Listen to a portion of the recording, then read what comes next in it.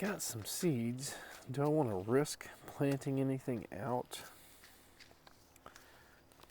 before a possible, frost or something by like mid-month, mid-March? I think I'm going to do asparagus because I've had good luck with them in planting them in like a pot, even off season. There isn't a whole lot of seeds in these packs, 50 cents though, so you can't really beat the price. We can just kind of put them here, there, and everywhere. Maybe like 15 or so seeds there. When I plant seeds, even though this is paper, it does have a little bit of a like a gloss coating to protect it for a short while. Is I'll put the actual pack on the side, push it in, put a little bit of covering, maybe a ½ inch of dirt over top of it. Some of this Happy Life compost and cow manure mix here, just to cover the seeds, and a little bit more. Everything's wet from all the rain, so I'm not even going to bother watering it. Just going to put it in the shade here. So from what I read about asparagus seeds is you pot it, grow it out for a year, plant it out again for another year, and then you put the 2-year crowns or whatever in the permanent location. Here's what last year's asparagus looks like so far. We got some new growth coming out now. I guess we'll go ahead and do the second pack as well. Maybe we'll be able to find some more Walmart or the dollar store later this season if we somehow get failures. A little peat there and just a slight layer of this compost here. Again, we're just going to set it down right next to the other one. Why would you want to do seeds versus crowns that are already ready? You got 15 to 18 or so seeds for 50 cents. Crowns are, you buy a little bundle, whether 3 crowns, 5 crowns, 10 crowns. Pretty expensive a lot of times. And Mary Washington isn't the variety I would have chosen, for the area. So you just have a few extra years to wait. But if you have the time and don't have the money to buy, 20 or 30 crowns or however many you want, seeds seem to be a pretty viable option. Much cheaper. Hey, I'm seeing buds swelling on this chestnut. Getting ready to leaf out. There's some flowers on the Anna apple. They start out pink and they open up white. Ain't that pretty? It's probably over an inch too, like a lot of the apples. Don't seem to have that big of flowers, or the mayhaws. Checking in on our local fire ant bomb here on raised bed 2. Still there. Before I attempt to plant any cantaloupe and watermelon out, I had to do a search to make sure it will not cross-pollinate with other pumpkin or squash that we have.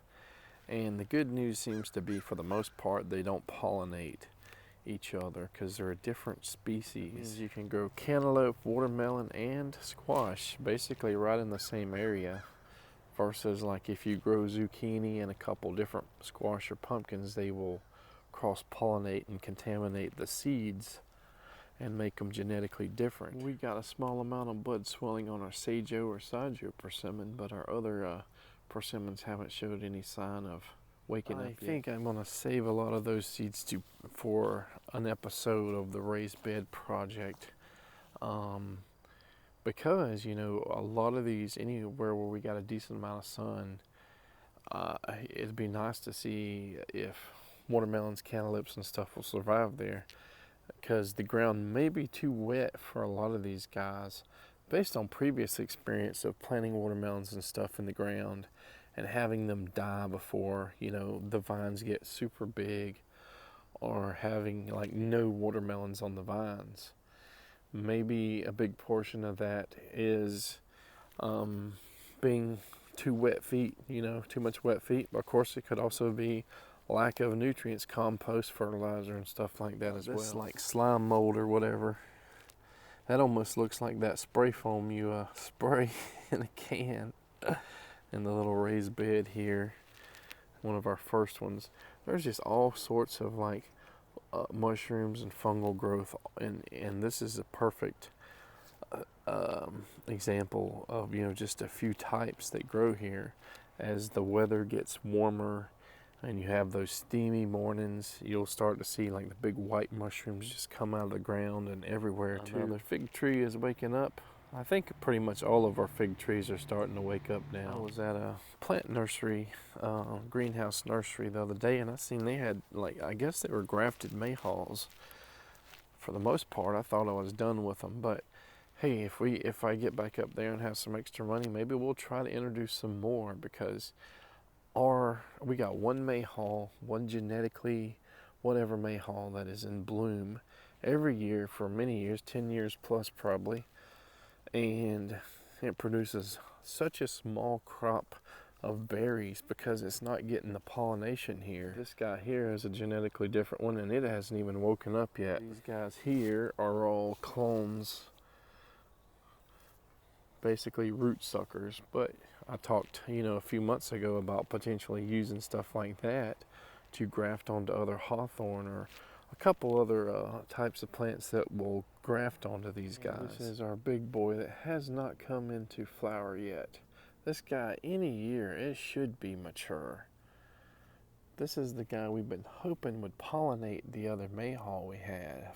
In this wettest part of our yard, we have or had another genetically different mayhaw, and I've lost it so many times. Maybe it just dies down low every year, but it's hard to tell where it is or if it's still alive, maybe until everything is leafed out.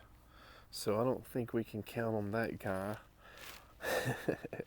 to be a pollinator for us. We have possibly 4 genetically different mayhaws that could technically pollinate each other if they ever went into flower. I want you guys to see how much growth this black seedling or whatever mystery mulberry has, leafed out, way at the top there. Check that out.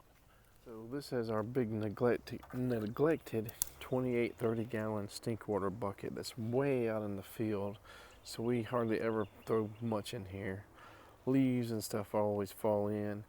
But let's throw some fruit in here that's just kind of fell on the ground and rotted. Got a little bucket of grapefruits and sambocans and stuff. And there we go. We got our first citrus flowers open this season on this mini Oletangelo here. Wow, so many flowers. I wonder if this little tree can hold a couple of them. I am so ready to start working on our wetlands zone 1 project, but it's just been so wet lately, and I don't have rain boots or anything, or water boots, and the weeds are like 8, 9 foot tall in some areas. Kind of hard to work in that area, but hopefully I'm getting antsy. I'm ready to start working there.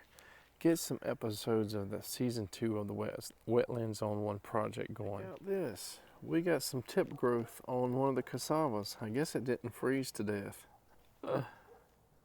Not sure about this guy though. What about this guy here? Hard to tell. Definitely some dieback. Actually, I do see some tip growth right there. Check that out. It's coming back. Check that out. 4 mayhaw flowers. I'm really disappointed that we probably aren't going to make a whole lot of progress on any American persimmon projects, rootstock or grafting stuff. Well, hopefully we'll have some rootstock later this season. Whether or not, we actually utilize it next year, as soon as the grafting season begins, or we just let it grow out for a little while first. Guys, it's starting to sprinkle and it's starting to thunder. So I guess that's it for today's episode. Darn, mosquitoes are out too.